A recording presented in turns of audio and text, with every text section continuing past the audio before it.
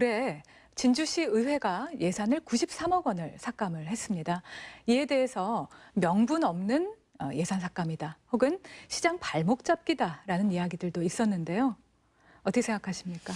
예, 일부에서는 그렇게 주장을 하는데 저는 의회에서 그런 의도를 갖고 했다고는 생각은 안 합니다만은 네. 비치기로는 그렇게 충분히 비칠 수가 있습니다. 왜냐하면 저희들 예산이 1조 800억인데 거기서 85개 사업에 93억을 삭감을 해버렸습니다. 네. 창원시 예산이 2조 5천억입니다. 얼마 삭감됐냐면 307억이 삭감됐는데요. 그 중에서 300억이 특별회계 전출금입니다. 쉽게 말하자면 사업은 거의 하나도 삭감이 안 됐다, 창원은. 네. 우리 진주는 이제 상대적으로 너무 많이 삭감이 됐습니다. 그래서 그런 시각도 있고, 시민들 불만은 약간 팽배해 있다. 그렇게 보시면 되겠습니다. 네. 시의회가 예산을 삭감하면서 일부 단체들이 크게 반발을 하기도 했는데요. 시장님께서는 특히 어떤 예산이 문제가 된다고 보십니까? 예, 이 대삭감된 예산 85개가 대다수가 서민 생활에 직결되는 것입니다.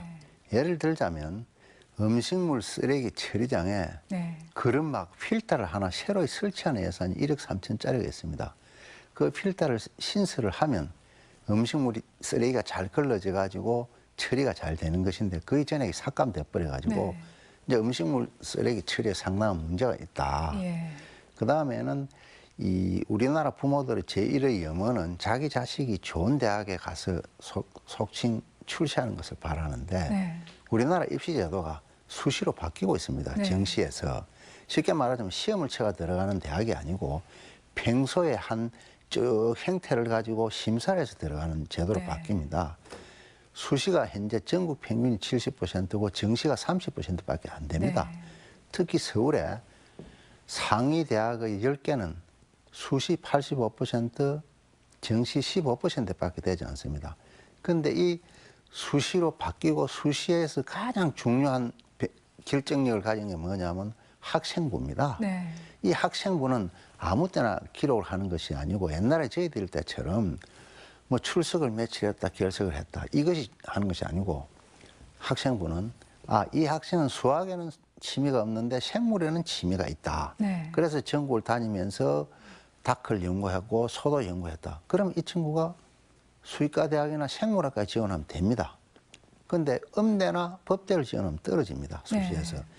그런 행태로 들어가는 게 현실입니다.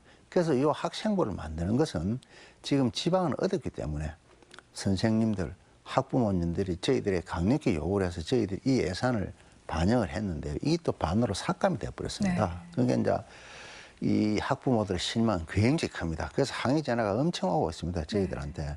자식 잘 되는데 막았다 이래가지고.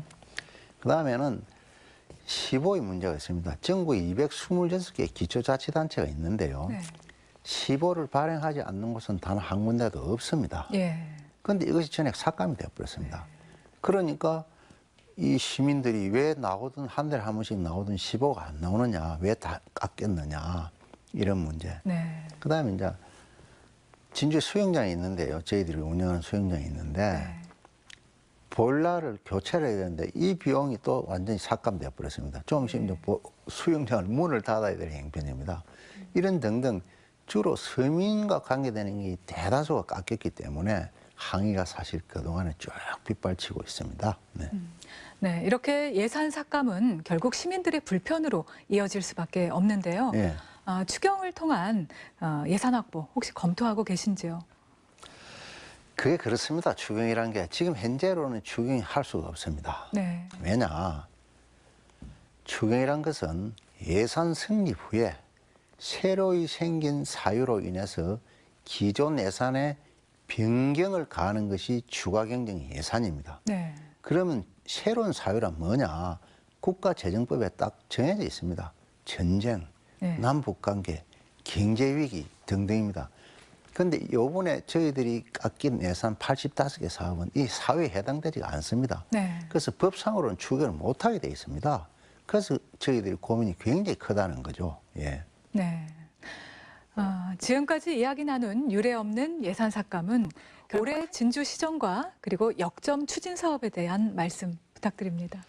예, 올해도 작년에 하던 걸 그대로 이어가면서 새로운 걸 개발하거나 잘하던 것을 더욱 잘하려고 하는데요. 비 듣는 도시는 계속 유지할 겁니다. 비도 안 지게끔 열심히 알뜰해서 할 것이고요. 그다음에 경제적으로는 이제 신성장 3대 동력 산업, 네. 우리 산업, 세라믹, 항공 산업은 더욱더 확대하고 알차게 할 것이고요. 그다음에 진주의 3대 수출 품목이 있습니다. 신선 농산물, 실크, 기계류. 이것은 해외에 좀 더 팔아야 되는데 좀 아쉽게도 이 부분 예산이 상당히 삭감이 되어버렸습니다. 네. 그래서 참 아쉽다는 말씀을 드리고요. 그다음에 이제 문화적으로는 저희들이 유네스코 창의도시 가입을 추진하고 있습니다. 우리나라의 유네스코 창의도시에 지정받은 도시가 6개가 있습니다. 네. 서울은 예를 들어서 디자인, 부산은 영상, 전주는 음식 이런 식인데 네. 우리 진주는 민속예술 분야로 가지고 지원을 합니다. 네. 이 두 개의 민속예술로 지정을 받으려고 그러면 두 개의 큰 줄기가 필요한데요. 하나는 진주의 전통 문화입니다. 이게 뭐냐면 팔금무라든지 솥대쟁이라든지 전통적으로 옛날부터 내려오는 진주만의 고유한 그런 놀이가 있습니다. 그걸 네. 또 보존시켜야 되고요. 그다음 하나는 축제입니다.